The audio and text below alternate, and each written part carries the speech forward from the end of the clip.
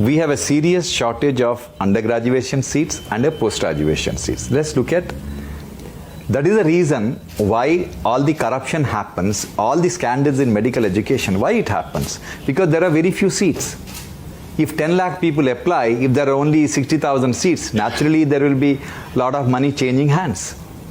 Now, first thing is how a medical college is built. It costs 400 crore rupees to build a medical college. If you go to Caribbean region, there are 35 medical colleges which are training doctors for US, which is in a rented 50,000 square foot in a shopping mall, training fantastic doctors for US. Why are you spending 400 crore rupees and creating this edifice?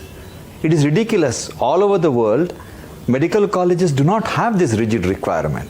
Medical colleges don't require 140 faculty members to train 100 students. 140 faculty members can run a medical college with 1,000 students. So when the whole world has changed, we haven't changed. So today what we have done, we have made medical education as an elitist affair. Poor children, when I was a young medical student, my classmates were all children from poor families. Today, children from poor families are not dreaming of becoming doctors. This will have a tremendous consequences.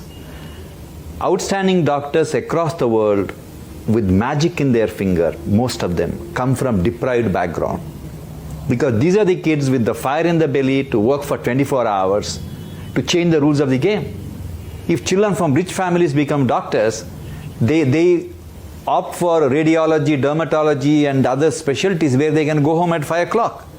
Why should postgraduate education be costing so much? Why should you pay 2 crore or 5 crore rupees or even 10 lakh rupees fees to become a specialist? All over the world, higher medical education is free of cost. So essentially, the problem is, all the problems what's happening in the healthcare is not because of the government. It is because the privileged society doesn't ask the right question. Why every 12 minutes a pregnant lady should die during childbirth? Why 3 lakh children die the day they are born? Why 1.2 million children die before celebrating the first birthday? It is unacceptable. Why?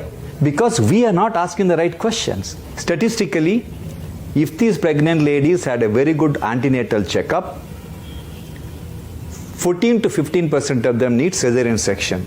That means we need to do 5.2 million cesarean sections per year. To do that, we need 2 lakh gynecologists. We have 50,000 gynecologists, less than 50,000. Half of them don't practice obstetrics because they don't want to be woken up at night. And all of them live in cities. And 60% of children are born in rural India. We need 2 lakh anesthetists. We have less than 50,000 anesthetists. We need 2 lakh pediatricians to take care of all the kids coming. We have less than 50,000 pediatricians. We need at least 1.5 lakh radiologists. We have less than 10,500 radiologists. Then how do you expect the maternal mortality to come down? It has nothing to do with money. This country doesn't require additional budgetary allocation. This country requires liberating medical, nursing and paramedical education.